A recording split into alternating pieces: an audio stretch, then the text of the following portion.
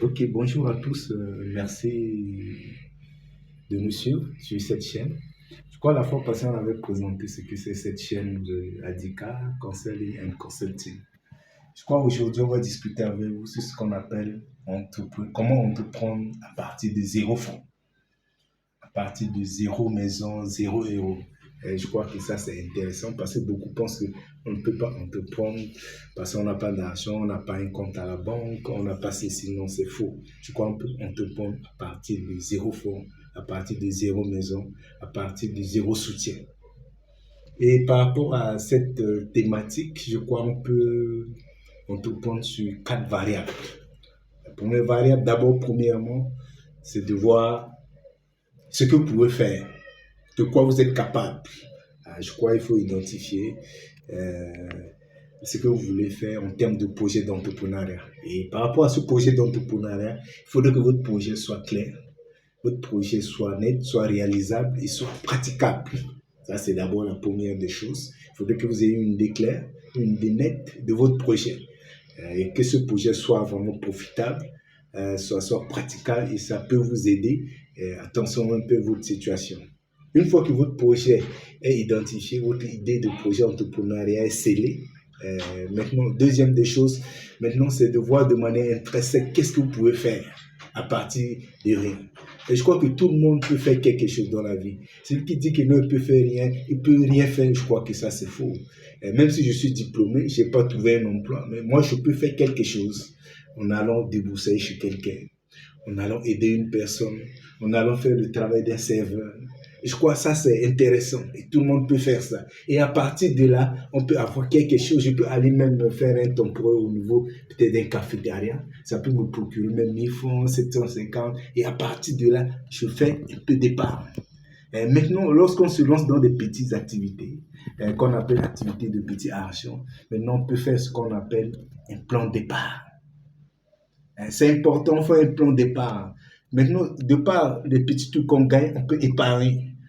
En épargnant maintenant, on cherche à investir. Je prends un exemple. Moi, j'ai retenu comme idée de projet d'entrepreneuriat, comme ouvrir un atelier de couture. Pour ouvrir un atelier de couture, ce qui est important, pour moi, à mon avis, c'est d'abord d'avoir une tête de machine. Une fois que je me lance dans les petites activités, dans les trucs de débrouillardise, dans les trucs de temporaire, etc. Maintenant, dans l'atelier de couture, je ne vise pas à avoir un atelier. Je ne vise pas à louer un truc. Je ne vise pas à avoir une telle machine. Premièrement, ce que je cherche, c'est d'avoir une tête de machine. Une tête de machine, à mon avis, on peut trouver même un truc de seconde main à 25 000, à 20 000, à 15 000. Et même dans la sous-région, on peut avoir même ça au niveau de 10 000 par exemple. Par exemple, au Cameroun, même du côté du Congo, on peut avoir 15 000 francs. Et maintenant, dès que j'ai ma tête de machine, maintenant, je peux commencer à faire là où je suis. Même si je loue dans mon petit studio, dans ma chambre, je commence à faire des petites activités ici.